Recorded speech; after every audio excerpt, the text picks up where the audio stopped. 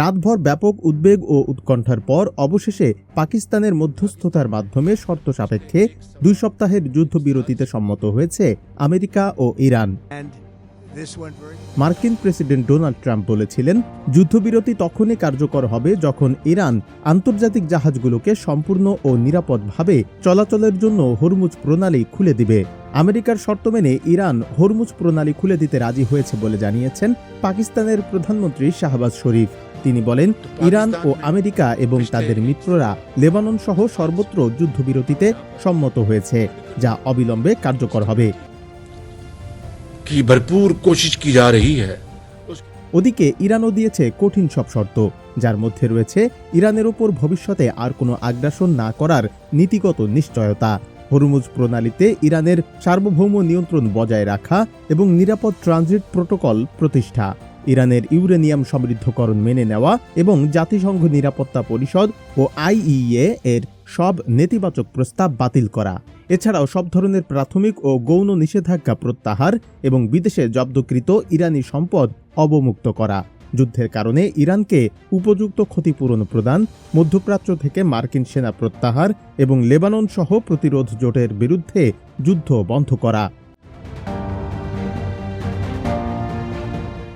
যুদ্ধবিরতিতে সম্মত হওয়ার পর আমেরিকা এবং ইরান উভয় পক্ষ নিজেদের বিজয়ী বলে ঘোষণা করেছে।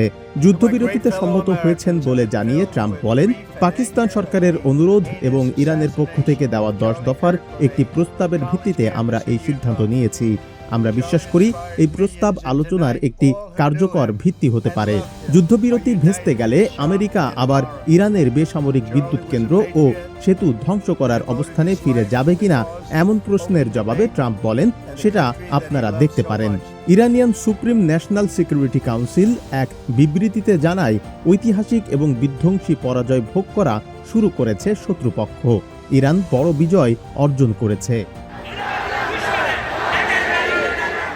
যুদ্ধবিরতির খবরে ইরানে সাধারণ নাগরিকদের সড়কে নেমে আনন্দ মিছিল করতে দেখা গেছে। যুদ্ধবিরতির এই সিদ্ধান্তকে স্বাগত জানিয়েছেন জাতিসংঘের মহাসচিব আন্তোনিও গুতেরেস। অন্যদিকে ইসরায়েলের প্রধানমন্ত্রী নেতানিয়াহুর দপ্তর জানিয়েছে, ইরানে 2 সপ্তাহ হামলা না চালানোর যে সিদ্ধান্ত মার্কিন প্রেসিডেন্ট ডোনাল্ড ট্রাম্প নিয়েছেন, সেটাকে ইতোমধ্যে সমর্থন করেছে ইসরায়েল। তবে এই যুদ্ধবিরতি লেবাননের ক্ষেত্রে প্রযোজ্য হবে না বলেও সেখানে উল্লেখ করা হয়। যুদ্ধবিরতির ঘোষণার পরই বিশ্ববাজারে কমতে শুরু করেছে জ্বালানি তেলের দাম।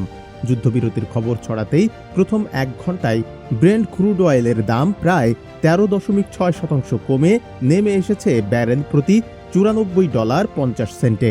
তবে বিশ্লেষকরা বলছেন, দাম কমলেও আগের অবস্থায় পুরোপুরি ফিরবে না বাজার, কারণ ইরান যুদ্ধ শুরুর আগে তেলের দাম ছিল প্রায় $70।